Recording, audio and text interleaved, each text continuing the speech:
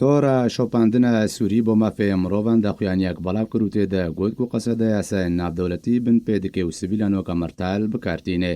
تۆرە شۆپاندنە سووری بۆ مافێ مرۆڤان گوت و قەسەدە لە ناوچێن بن کۆنتترۆلا خۆدە سڤیلان وەکە مەرتال بکارتینێ گوندێن نیشتە جێبوونێوەکە بنگەها ئاوێتنە موشەکان هەبدەم لەگەڵ زێدەبوونا مەترسیەژێ نزیکبوونە دەمێ ئۆپەراسیۆنە لەشکریە تورکیا لە باکووری سووریە بکارتینێ. وەکە تۆرانە بوری دبێژە قەسەدە گوندان و مالێن سڤیلان و جهێن ئۆلی و شوونواری دکێ بنگهێن لەشکری لە هەردوو باژارۆکن تل تەمر و زرگانێ لێ گوندەوارێ حەسەکێ قەسەدە دەستدانیە سەرمالێن وڵاتیان سڤیل و جهێن ئۆلی و بنگهێن ئابێتنا موشەکان لێسەر خانیان دروست دکێ.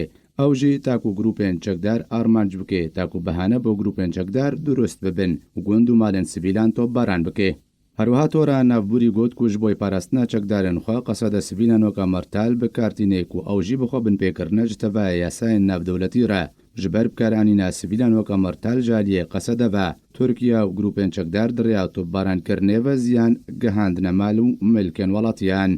Herwiha tora navbûrî got ku di encama siyaseta qesede de çendîn welatiyên sivîl hatine kuştin ew jî di encama şer û pevçûnên berdewam navbera qesede û grûpên çekdar de.